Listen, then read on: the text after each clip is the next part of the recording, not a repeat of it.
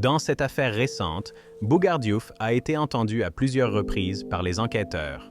Il a insisté plus de 15 fois sur une phrase clé, révélant la complexité de la situation. L'enquête sur Mo Gates a conduit les policiers à effectuer des descentes dans plusieurs localités, dont Mbao et Yoff. 2 véhicules de luxe, une Bentley et une Chrysler, ont été retrouvés, mais les autres véhicules annoncés restent introuvables. Une autre affaire préoccupante implique Nandit.com, plateforme de business sexuel démantelée, où des vidéos à caractère pornographique ont été saisies. Les tarifs pour ces services variaient, montrant l'ampleur d'un réseau organisé. Le ministre de l'Intérieur, Mebamba Cissé, a promis de faire respecter la loi, soulignant l'importance de l'intégrité au sein de son ministère, tout en affichant une amitié politique avec Ousmane Sonko. Enfin, le Sénégal a établi des projets importants avec les Émirats arabes unis, touchant divers secteurs allant des engrais à l'agriculture, dans un contexte de renforcement des relations bilatérales.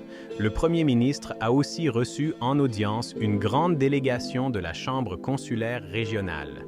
La CCR-UEMOA et ses membres des 8 pays de l'Union tenaient à Dakar sa 27e session. Ils ont rendu compte au Premier ministre de leurs travaux sur le thème « Le Sénégal à l'horizon 2030 ». Quel rôle pour le secteur privé communautaire? Nous écoutons à ce propos Madame Elena Nozzolini Mbalo au micro de La FIGE a publié son rapport annuel 2025, révélant une année particulièrement meurtrière pour la presse.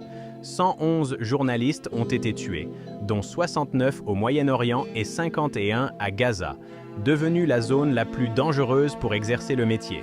L'Asie-Pacifique enregistre 15 décès, l'Europe 10, l'Afrique 9 et les Amériques 8. Le rapport signale aussi une tendance très inquiétante. Plus de 500 journalistes sont emprisonnés dans le monde, illustrant une répression croissante de la liberté d'expression. Les États-Unis ont saisi ce mercredi un pétrolier au large du Venezuela. Une annonce du président américain, Donald Trump, alors que Washington intensifie la pression sur Trump Caracas avec un important déploiement militaire dans les Trump Caraïbes,